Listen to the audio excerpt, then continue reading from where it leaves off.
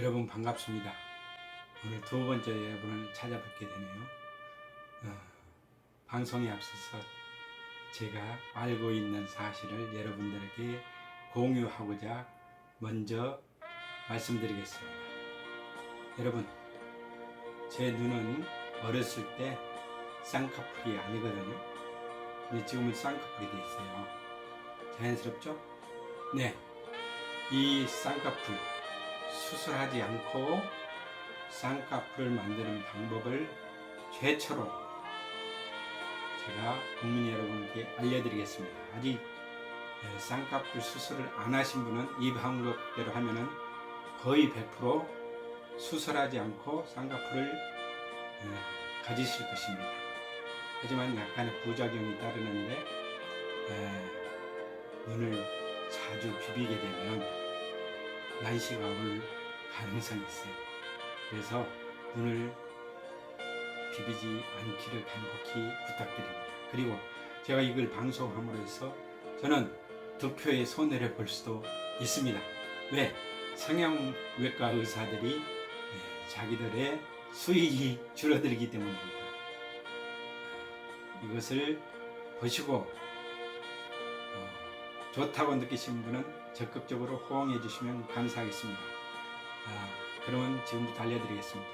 자, 두 손 검지 손가락을 두 눈두덩 위에다 놓고 세게 눌러보세요. 이러면 눈이 까질 겁니다. 이렇게 하루에 세 번씩 한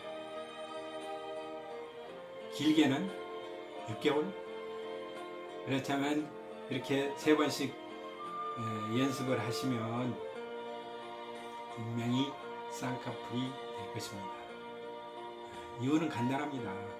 여기 눈 위에 눈꺼풀에 그 주름이 좀 없어요. 여기 눌러줌으로써 거기에 있는 지방분이 좌우로 나누기 때문에 거기에 홈이 생기는 거예요. 그래 쌍꺼풀이 되는 거거든요. 제가 세관 근무할 때 우리 여직원들은 몇 사람한테만 이걸 알려줬습니다. 국민 여러분, 대한민국의 모든 젊은이들, 특히 쌍꺼풀 수술을 하기를 원하는 사람들은 이런 방법으로 자꾸 눈을 눌러주면 쌍꺼풀이 됩니다. 100% 됩니다, 여러분. 이거는 제가 어렸을 때 우리 동생들, 제 밑으로 5명 있는데 그 동생들하고 장난하면서 놀다가 호랑이가 나타난 것 같이 이렇게 눈꺼풀을 눌러서 하면서 놀려주면 동생들이 까르르 도망가고 그랬던 기억이 납니다. 그래서 제가 이렇게 쌍꺼풀이 됐습니다. 이걸 누르면 눈을 비비게 되거든요. 그런 부작용을 줄이기 위해서 눈을 비비지 않기를 간곡히 부탁드립니다. 제가 초등학교 6학년 때 육군 사관학교에 가서 나중에 대통령이 되겠다는 꿈을 가졌다고 그랬잖아요. 그래서 제가 중학교 시험 보러 가가지고 광주 동중에 합격해서 제가 졸업할 때가 17회였는데 졸업하니까 동중이 이제 끝나버리는 거예요. 또 그 다음에 광주고등학교 갔는데 광주고등학교도 시험 마지막 시험 보는 기수에서 24회로 끝나고 이제 25회부터는 추첨해서 들어가는 학교가 되었습니다. 또 제가 군대 생활 마치고 아무 희망이 없던 그런 시절에 그 군대 동기가 공무원 시험 준비한다고 그래서 저도 같이 보자고 그러면서 따라서 합격한 게 하나님께서 비록 9급이지만 4개를 합격시켜 줘가지고 첫 번째 발령지가 전라남도 승주군청으로 발령이 났는데 제가 지금까지 군대 생활 외에는 외지에서 생활하고 있는 일이 없기 때문에 도무지 자신이 없는 겁니다. 그래서 임용 포기를 했어요. 그랬더만 그 승주군이 없어져 버렸어요. 순천시 편입됐어요. 그러니까 제가 지나온 역사마다 제가 역사를 마감하는 그런 역할을 해오더라고요. 또 제가 그 고등학교 3학년 때 박정희라는 대통령 이름을 가진 여학생을 만나게 돼서 제가 하나님께서 꼭 육사에 보내주실 줄 알았어요. 그랬더니 하나님께서 안 보내주셨는데 그 박정희 대통령도 결국에는 장기 집권하고 그걸 연장하기 위해서 젊은 청년들 학생들 많이 죽고 또 사회가 혼란하고 그런 결과를 겪으면서 부하한테 총에 맞아서 서거하셨잖아요. 그런 불행한 역사가 우리나라에 있었고 또 그 따님 박근혜 대통령님 또 어떻게 대통령으로 하나님이 세우셨는데 또 그가 세월호 사건으로 많은 학생들이 죽고 또 측근의 비리로 또 본인 또 뇌물받은 거 그것 때문에 탄핵이 돼가지고 고리되는 사건을 우리가 겪은 적이 있습니다. 그래서 그 당시 촛불 혁명으로 지금의 19대 문재인 대통령이 됐고요. 잘 하도록 옆에서 국민이 격려도 하고 그래야 되는데 야당은 맨날 반대만 왜 정당의 속성은 정권을 빼앗는 거기 때문에 그리라고 저는 생각하고 있습니다. 그렇지만 해도 넘어가더라고요. 문재인 정권을 비판하는데 그렇게 죽음으로까지 몰고 갔던 노무현 대통령을 들어서 비판하더라고요. 아이러니. 또 제가 지난번 방송에서 박정희 대통령을 내가 좋아하지 않나 그런 인상을 풍기는 것 같아요. 내 역사를 꼭 보내주실 거라 하고 가면은 대통령이 찾아가서 따님을 또 제페 불러주십사라는 그런 마음을 가졌다고 그렇게 얘기했더니 친구가 김대중 대통령님의 그 인생 파일을 비디오 테이프를 저한테 보내줬어요. 저도 그 염려하는 내용을 압니다. 우리나라 역대 대통령 중에서 가장 탑이 저도 김대중 대통령이라고 생각합니다. 정말 탁월한 식견들을 가지고 있고 노벨상을 탈 정도로 그 인권을 신장시킨 민주주의자인 또 원수도 사랑할 줄 아는 그런 박애주의자 김대중 대통령 유일합니다. 우리 대통령 역사에서. 그럼 다른 걱정 안 하셔도 될 것 같습니다. 우리 역대 대통령들을 한번 살펴보도록 하겠습니다. 초대 대통령 이승만 대통령 우리나라 국부라고 칭하죠. 그분도 1대 2대만 했으면 정말 추앙받았을 겁니다. 그러나 정권력이 그를 사로잡아가지고 삼선 개헌하면서 정말 또 이 나라가 혼란에 처하고 또 많은 사람들이 다치고 죽고 그렇지 않습니까? 결국에는 국외로 도피해서 우리나라에서도 돌아가시지도 못하고 하와이에선가 돌아가시죠. 또 4대 대통령 윤보선 대통령 그 당시에는 또 대통령 책임자가 아니고 의원 내각제였기 때문에 그 내각이 무능해가지고 군사 쿠데타를 유발하는 계기가 되었잖아요. 예? 그래서 쿠데타를 일으킨 박정희 대통령이 5대부터 9대까지 참 박 대통령도 쿠데타 이런 것도 용서받을 수 없는 일인데 그가 장기 집권하기 위해서 유신헌법을 만들고 그 과정에서 또 이 나라가 혼란에 처하고 많은 젊은 학생들이 고문당해서 죽고 또 데모도 일어나고 나라가 혼란의 지경이 일어났잖아요. 혹자는 그가 우리나라의 산업 경제를 일으킨 참 가장 인기 있는 대통령이라고 그러는데 이 나라 국민성이 누가 대통령이 되든 부강한 나라로 만들었을 겁니다. 저는 그렇게 믿고 있어요. 민주주의가 우선입니다. 독재 정권 안 됩니다. 또 그 박 대통령 서거로 인해서 또 신군부가 들어서 가지고 또 정권 찬탈한 일이 있어요. 최기하 대통령은 그냥 국무총리인데 언급결의 대통령이 된 거예요. 체육관 선거로 인해서. 그 다음에 정권력이 있었던 전두환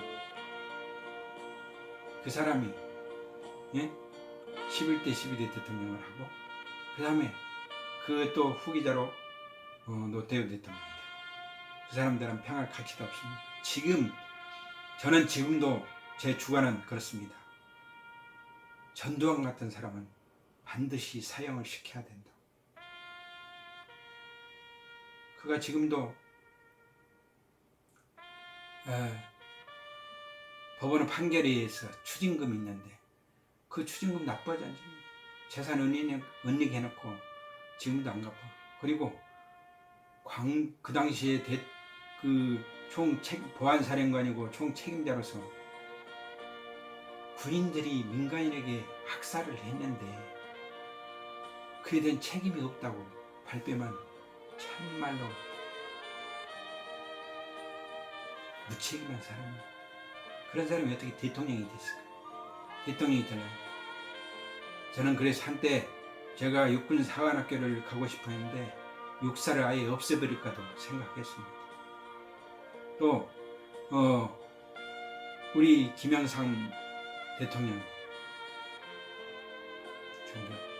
그러나 우리 김대중 대통령 관계 우리나라의 민주주의를 이끌어온 양대 산맥인데 그분도 그 대통령이 되기 위해서 그 군부에 연관이 있는 그 자유민주당에 합당해가지고 그 대통령이 됐잖아요. 그건 수긍하기 힘든. 그래도 거기 들어가서 대통령이 돼서 많은 개혁을 하신 걸 저는 믿어요. 그런데 또 말년에는 또 우리나라가 IMF에 처하는 그런 상황이 갔더라고요. 저 준비된 대통령 김대중 대통령께서 그 들을 위해서 IMF도 참 막는데 헌신을 다했고 민주주의를 정착하는데도 또 경제 발전을 이루는 데도 지식 산업이라는 그런 경제 발전을 이루는데도 그분이 추석이 됐지 않습니까? 준비된 대통령 김대중 대통령이 박정희 대통령이 2번 하고 그 다음에 했었으면 우리나라가 더 빠른 시간 내에 발전하고 민주주의도 가고 그랬을 거라고 저는 확신합니다. 그 뒤에 또 우리 김대중 대통령을 이어서 노무현 대통령이 서민 대통령 노무현 대통령이 됐는데 그분은 또 대통령 끝나고 나서 그 뇌물 사건으로 그분이 또 스스로 목숨을 끊는 불행한 사건이 일어났지 않습니까? 저는 대통령을 비롯한 모든 정치인뿐만 아니라 국민 누구라도 스스로 목숨을 끊는 것은 자기를 살인하는 행위입니다. 하나님은 그걸 절대 용납하지 않습니다. 죄인입니다. 죄인. 그리고 무슨 사건과 연루되어서 스스로 목숨을 끊는다. 저는 그것을 스스로 자인하는 것이라고 봅니다. 여러분도 그렇게 생각하실 겁니다. 또 17대 대통령이 된 이명박 대통령, 그분은 내가 같은 기독교인이라도 저는 안 찍었습니다. 본인이 한 말이 있잖아요. 대학 강당에서도. 그런데 그 동업자를 감옥에 쳐놓고 자기는 지금도 아니라고 법원 판결도 났는데 그런 거짓말쟁이가 어떻게 대통령이 됐습니까? 우리 믿는 사람의 참 부끄러운 그런 분이 그분 빨리 회개하셔야 됩니다. 그리고 회개하셔야 하나님 나라에 갈 수 있습니다. 또 박근혜 대통령 금도 마찬가지예요. 대통령은 하나님께서 세우시고 또 폐하시는 것도 하나님이시라는 것을 그도 깨달아야 해요. 자기가 잘못이 없어서 탄핵을 받았겠습니까? 그렇지 않습니다. 그 촛불혁명 때문에 지금은 19대 대통령 문재인 대통령이 됐는데 퇴임이 앞으로 1년 남았습니다. 잘 성공할 수 있도록 도와야 되겠죠. 하지만 공과는 후세 역사가 평가할 것입니다. 또 그 과정에서 지금 우리나라가 심한 이 갈등을 겪고 있는데 집권하는 사람이나 국회의원이나 그 국민들의 지도자라고 하는 사람들은 정말 청명결백해야 되고 허물이 없는 사람이 나와야 됩니다. 그리고 낮은 자리에서 아주 낮은 자리에서 살아보고 또 최소한 정치를 하려고 하는 사람은 10년 이상은 다른 사람의 수하에 들어가서 참 쓴 봉급을 먹으면서 체험도 해보고 그래야 가난한 사람들 참 소외된 계층을 이해할 수 있는 그런 지도자가 됩니다. 저는 담대히 말할 수 있습니다. 또 지난 시간에 제가 이어서 말씀드리는데 하나님께서 2012년도에 박근혜 대통령을 세우시고 2017년도에 탄핵으로 그를 피하실 때 그때 저는 하나님께서 제가 어렸을 때 가졌던 꿈이 하나님께서 저버리시지 않고 다시 꿈을 찾게 또 꿈을 꾸게 그렇게 해주신 계기라고 생각됩니다. 제가 2016년도 12월 말에 정년 퇴직을 하고 곧바로 다음에 관세사 개업을 했습니다. 개업하는 과정에 우리 관세사에 400만 원을 회입을 해놓고 또 인천 집에 200만 원을 했어요. 없는 돈을 했는데 제가 한 4개월 하는데 영업이 잘 안 되더라고요. 쉽게 안 돼요. 관세사 숫자는 많지 서로 같은 테두리 안에서 서로 모셔하고 그러기 때문에 어차피 출혈이 경쟁이 되는 겁니다. 그래서 가감에게 그만두고 집사람 권유로 사회복지사 공부를 해서 이래 지금까지 나왔는데 그 2017년도 1월 달에 저희가 1월 달에 졸업했지 않습니까? 광주고 동창생들이 동창회 하는 초청장이었어요. 그래서 제가 서울에 있는 논현동 모 호텔에 회의장에 갔더니 거기에 현수막으로 입학 45주년 졸업 42주년 광주고 동창회 이 현수막이 딱 있는 거예요.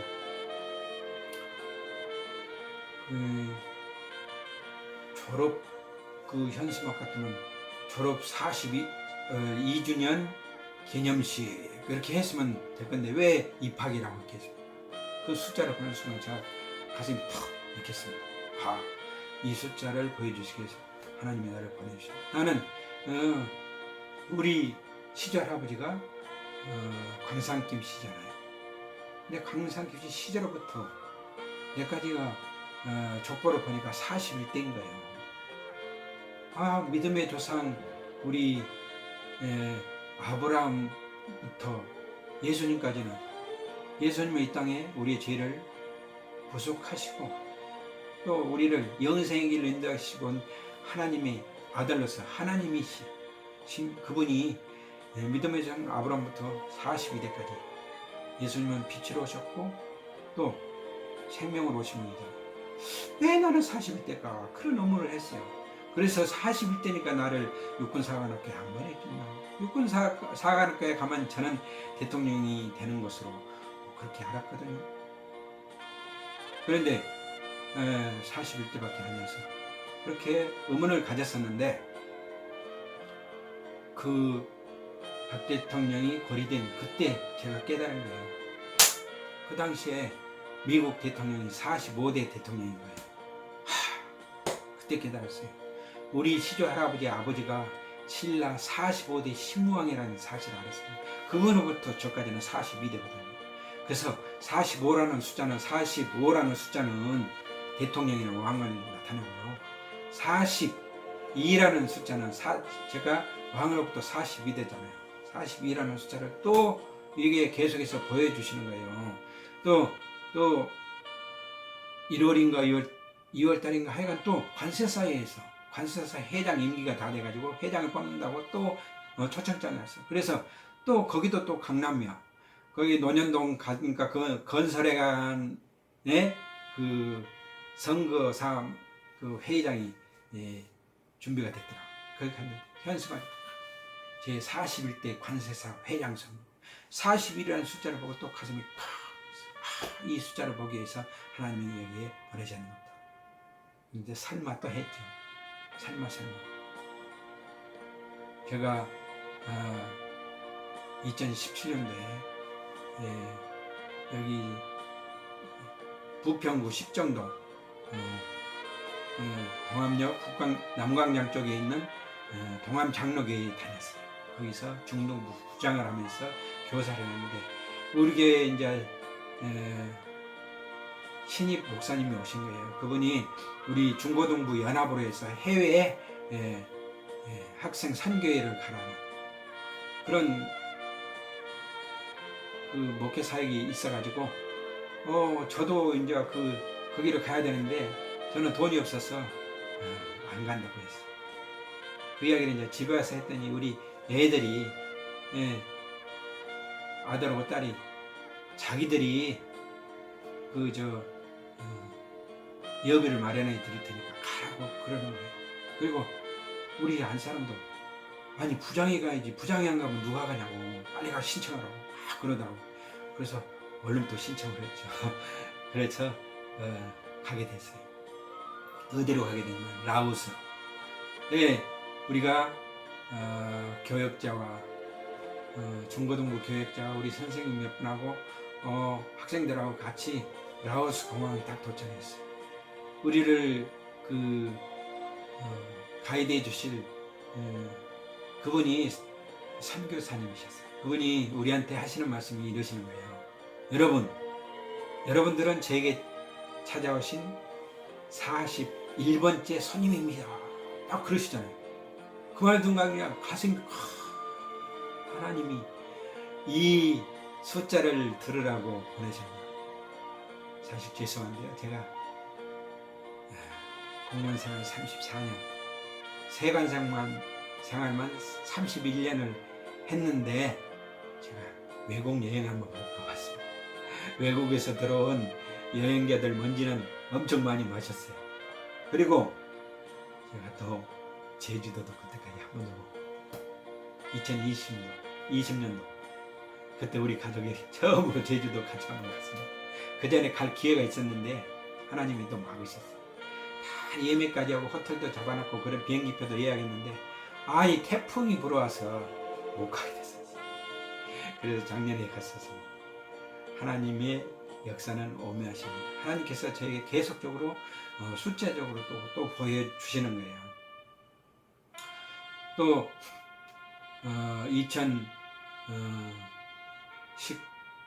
2018년도 1월 1일은 신정이고 1월 2일부터 우리 동암교회에서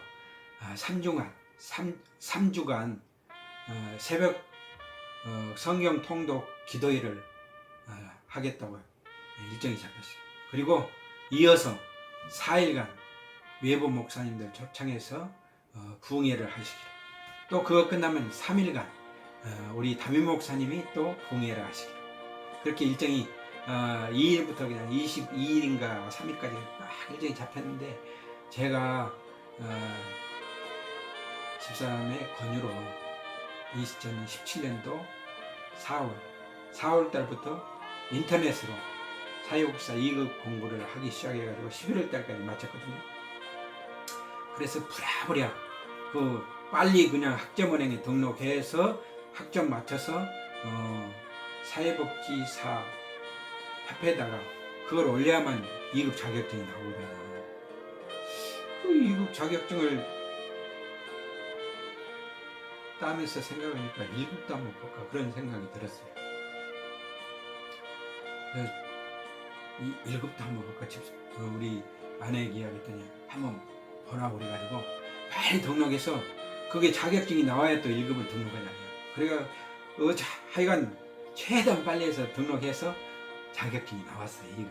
그래서 부랴부랴 1급 등록하려고 했더니 하루 이틀 남은 거예요. 그래서 등록해가지고 제가 시험을 보게 됐는데 우리 동안교회 목회일정 때문에 약 20일 동안 제가 공부를 해야 되는데 공부할 시간이 안 날 것 같아요. 제가 하나님한테 기도를 했죠. 하나님, 제가 새벽 기도에 빠지지 않고 부흥에 빠지지 않고 열심히 참석하겠습니다. 그리고 저녁 시간 때 열심히 날새기 공부하고 아침에 자고 또 낮에는 또 제가 복지센터에서 비록 3시간이지만 비정규직 3시간 일을 했어요. 그거 일하고 또 공부하고 또 야간에 또 열심히 하고 또 새벽 기도에 가고 또 부흥에 참석하고 이렇게 할 테니까 하나님께서 살아 계신다면 하나님의 영광을 위해서 제가 공부를 다 못하더라도 꼭 합격시켜 주십시오. 시험 보는 날 1월 20일인데 1월 20일 날까지 새벽까지 제가 날새기 공부했어요. 시험 보러 가려고 하는데 머리도 띵하고요. 눈도 잘 안 보이는 거예요. 정말 시험 보는 날 날새기 하는 사람 미련한 사람이에요. 제가 그렇게 했잖아요.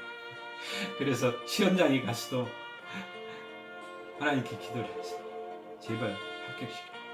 제 실력으로는 안 됩니다.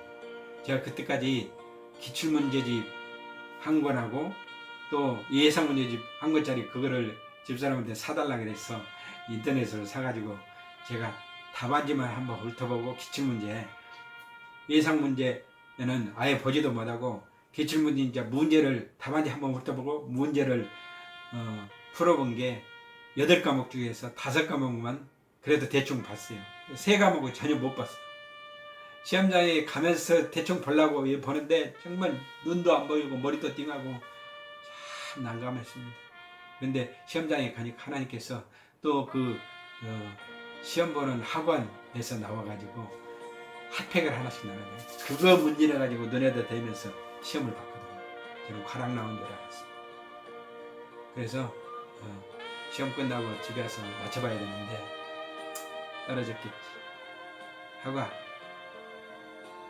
안 맞춰보다가 그래도 미련이 있더라고요. 시험을 봤으니까 몇 개나 맞았나. 떨어진 것은 기정사실인데 그런데 내가 하나님께 기도한 것도 있고 그래서 맞춰봤는데 정말 하나도 더도 아니고 덜도 아니고 처음에 맞춰봤을 때 한 개가 부족했어요. 그래서 떨어졌구나 했는데 또 미련 있잖아요. 다시 한번 검토해서 딱 맞춰봤더니 정확히 60점 가채점 아니고 60점으로 합격이 되겠더라고요. 한 달 기다려서 3월 26일인가 그때 합격자 발표를 했는데요. 정확히 60점을 하나님 합격시켰어요. 하나님이 합격시켜 주시는 거예요. 제가 간증합니다. 그건 이제 그렇고 제가 이제 그 외부 목사님들 새벽에 부흥회를 인도하시는데 어떤 목사님 그러시네요. 이스라엘 민족이 애굽에 430년이나 종살이 했잖아요. 노예로.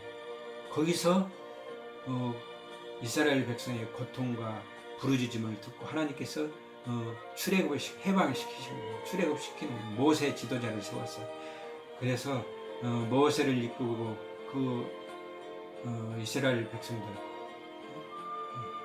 백성들을 출애굽에서 광야에서 하나님께서 바로 보내줄 수도 있었는데 그들이 그 정탐꾼으로 파병한 그 12명의 그 사람들의 믿음이 없음으로 인해서 40년 동안 광야에서 헤매다가 그 출애굽 1세대는 전부 다 광야에서 죽었습니다. 하나님께서 그렇게 하셨어요.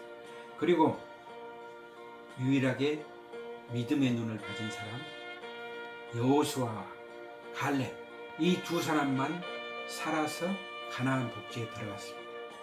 그런데 그 이스라엘 백성이 광야 40년 동안 살면서 연단을 받으면서 하나님께서 불기둥, 구름기둥으로 인도하시면, 출발하면 이스라엘 백성이 한 곳에 머물러 있다가 가고, 또 멈추면 거기서 또 장막을 치고 또 거기서 살다가 또 인도하시면 가고, 그런 생활을 40년을 했는데 가나안 복지까지 갈 동안 장막을 41번을 옮겼다는 거예요. 목사님이 그렇게 설교를 하시는 거예요. 그 40이라는 숫자를 듣는 순간 가슴이 또 얼마나 쿵당쿵당 뛰는지, 이 말씀을 듣게 하시려고 오늘 목사님이 보내주셨구나, 제가 그렇게 깨달았습니다. 그리고 42번째 장막을 옮긴 것은 최종 목적지인 가나안 땅에 들어간 것입니다. 42라는 것은 목적지에 들어가는 것입니다. 제가 우리 시조 할아버지 아버지인 45대 신부왕으로부터까지 42대인데, 제가 우리 시조 할아버지 이름과 같이 너희 자손 중에서 빛과 같이 일어날 것이다 라는 주인공이 저라고 저는 확신합니다. 하나님께서 계속적으로 숫자로 보여, 성경에서 하나님이 2번 연속해서 말씀하시거나 2번 보여주시면 그건 하나님 반드시 이루어 주실 거라는 확신의 표시거든요. 하나님께서 저에게 45라는 숫자, 42라는 숫자, 41이라는 숫자를 계속해서 보여주십니다. 그래도 저는 설마 했습니다. 사람이기 때문에 설마 나의 한낱 버러지 같은 성경에서 그렇게 나오더니 아무 내세울 것이 전혀 없어요. 제가 대통령 후보가 된다는 것도 1%도 안 된다는 사실을 나도 알고 여러분들도 알고, 또 그보다 더한 대통령이 된다는 것은 정말 0.1%도 안 돼. 지금 같은 환경에서 하다못해 지방의 의원을 하려도 세력이 있어야 돼요. 저희 민주당 내에서 세력이 전혀 없잖아요. 아는 사람도 없고. 저는 민주당 전국 대의원으로 지금 일하고 있는데, 여러분, 국민 여러분이 저를 뽑아주셔야 됩니다. 그래야 민주당 후보도 될 수 있고 대통령. 하나님은 지도자를 세우실 때 사람을 통해서 역사하시거든요. 네, 우리 국민 여러분을 통해서 역사하시리라 저는 믿습니다. 확신이 있습니다. 제가 그렇게 안 된다면 하나님이 영광을 받으시면 하나님이 신이시라는 것도 의심받을 수도 있어. 그래서 하나님께서 반드시 해 주시라고 저는 믿습니다. 여러분, 45라는 숫자는 왕이나 대통령을 상징합니다. 42라는 숫자는 하나님께서 하시고자 하는 뜻을 완성했다는 그런 메시지이기도 합니다. 그리고 40이라는 숫자는 제가 광산김씨로부터 40입니다. 이런 것을 꿈을 갖게 하신 하나님, 이런 것을 숫자적으로 계속 하시고, 제가 꾸물꾸물 하니까 최근에 제가 이제 작년 11월 15일까지는 제가 현대아파트, 오래된 아파트에서 살다가 우리 집사람이 단독 주택을 하나 샀어요. 그래서 이사를 왔어요.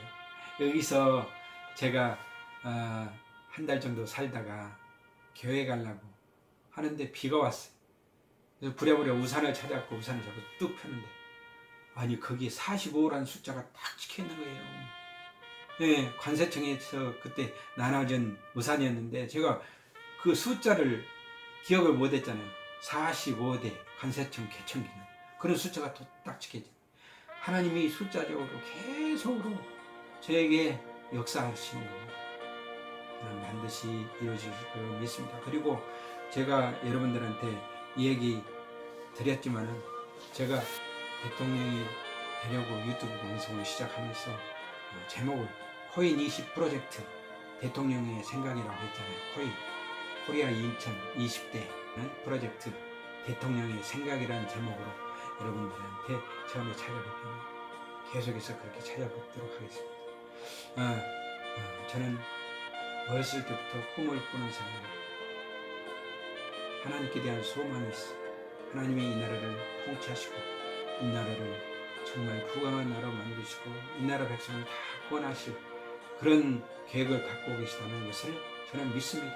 또 저를 통해서 역사하실 것을 믿습니다. 여기 꿈꾸는 자가 있습니다. 여러분, 하나님께서 저에게 네 가지 소명을 주셨다고 했잖아요. 첫째는 국민 통합을 하라. 뭐라? 국민 통합.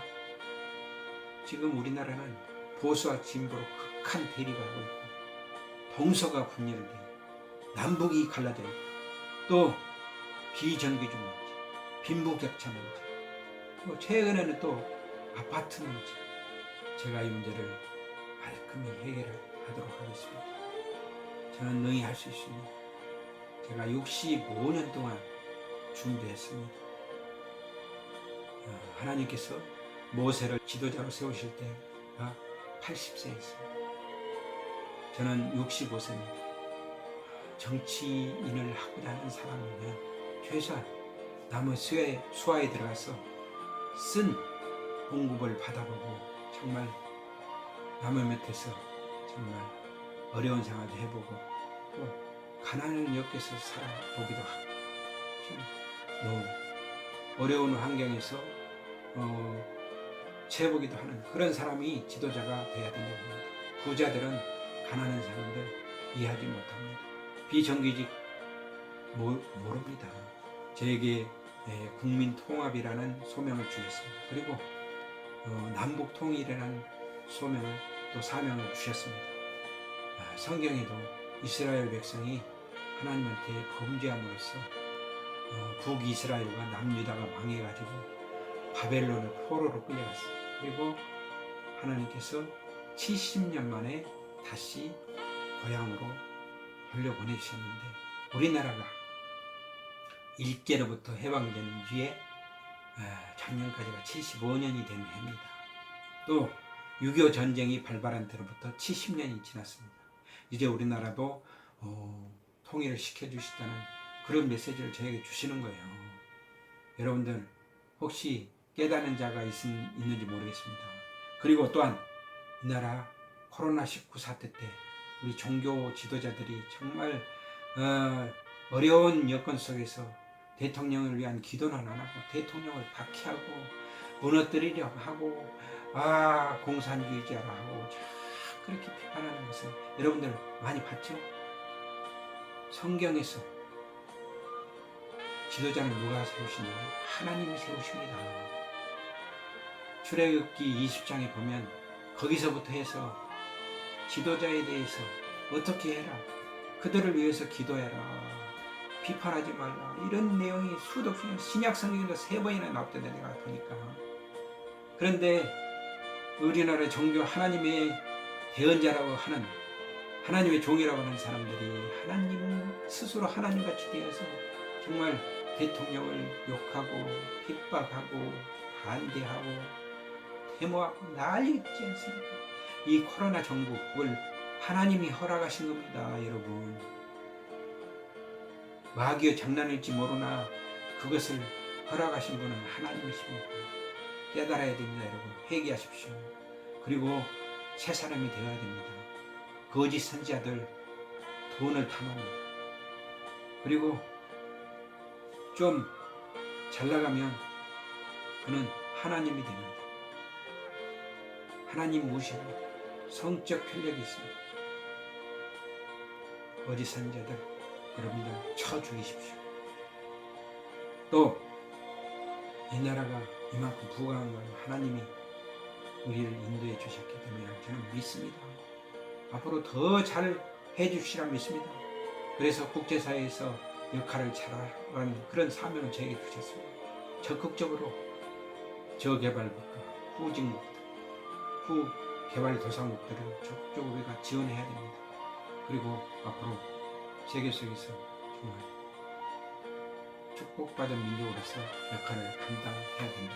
그 사명을 저에게 주셨습니다. 또 하나님께서 문자적으로 저한테 보여주신 거예요. 제가 태어난 곳이 용강이라는 동네라. 용강은 뭐예요? 용이 사는 동네. 용은 뭐예요? 왕이나 대통령을 상징하지 않습니까? 어머니가 돌아가시고 아버지가 돌아가시고 이제 같이 사는 우리 동생, 정신장애인 우리 동생을 우리 형제들이 같이 데리고 살아야 되는데 그렇지 못해서 할 수 없이 눈물을 머금고 동생을 시설에 의뢰했습니다. 그때 제가 우리 동생을 혼자 살고 그러니까 기초수급자로 만들어도 되겠다 싶어서 북구청 홈페이지를 보다가 우연히 우리 동네를 본 겁니다. 용강동을 봤더니 용강을 생룡이라고 속에 있습니다. 생룡이 뭡니까? 살아있는 용화입니까? 그 생룡이라는 이름이 어떻게 됐냐면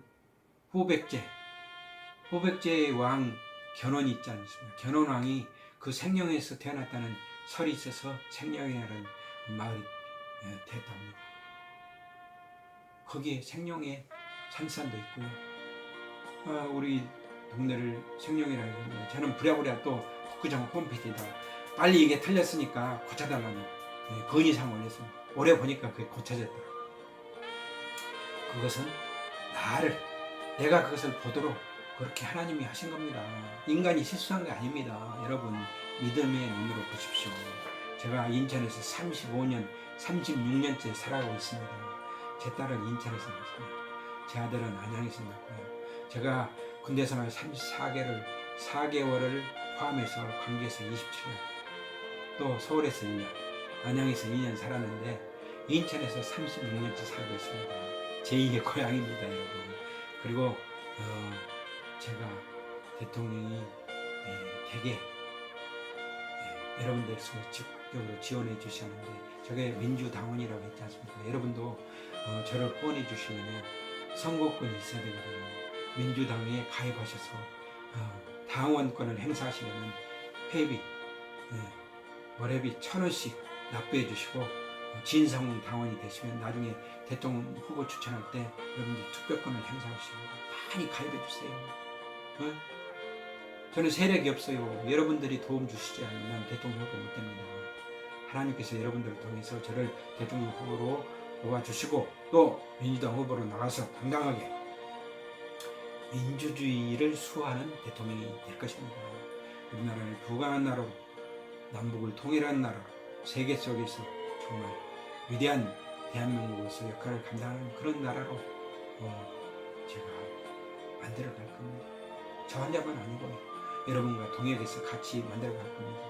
그래서 또 여러분들께서 민주당에 가입하셔서 그렇게 월 1,000원씩 회비로 당비로 납부해 주시면 진성당원이 됩니다. 그리고 또 저를 후원해 주시기를 또 부탁드립니다.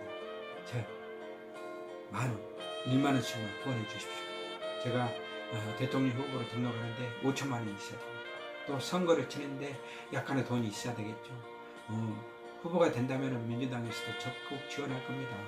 기왕이면 나는 당의 도움 없이 스스로 제가 선거를 치렀으면 합니다. 국민 여러분과 함께 그들의 도움을 받으면 또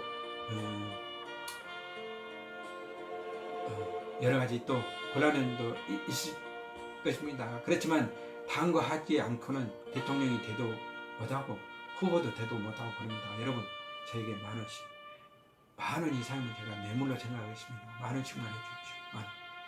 제 계좌는 국민은행입니다. 011-21-0112-810입니다. 011-21-0112-810 국민은행 김선기입니다. 여러분 적극적으로 도와주십시오. 그리고 저와 소통할 수 있는 홈페이지를 알려드리겠습니다. 네이버 메일입니다.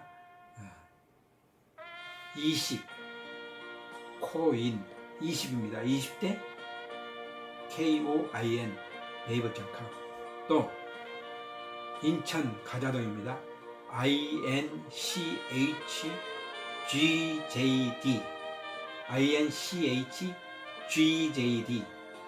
인천 가자동의 첫 영문 이니셜 네이버.com입니다. 여기 소통하시면서 좋은 건의도 해주시고 정책도 제시해주시고 여러분과 함께 이 나라를 정말 부강한 나라로 세워가도록 하겠습니다. 여러분 제가 첫 번째 찾아뵐 때 모수자천이라고 했지 않습니까? 저는 인재는 경력을 요하지 않습니다. 제 시대는 지금 드러나지 않는 인재들이 많이 있을 줄은 모릅니다. 하나님께서 여러분들 저에게 많이 붙여주실 것 믿습니다. 모수자천, 모수같이 스스로 자천해서 저와 동참해 주시기를 간곡히 부탁드립니다. 그러면 그 주머니 속에 송곳같이 여러분들이 드러날 것입니다. 저는 대통령이 되면 국무총리를 비롯한 각부 장관 책임 정치를 하도록 하겠습니다. 제가 이렇게 추진하려고 하는 것을 그들에게 일임해서 그들이 잘하면 같이 가고 그렇지 않으면 다른 사람으로 교체하도록 하겠습니다. 지탄받는 지도자들은 필요 없습니다. 여러분 많이 후원해 주십시오. 그리고 함께 가십시다. 이제부터는 정책을 제시하면서 자주자주 찾아뵙도록 하겠습니다. 감사합니다, 여러분.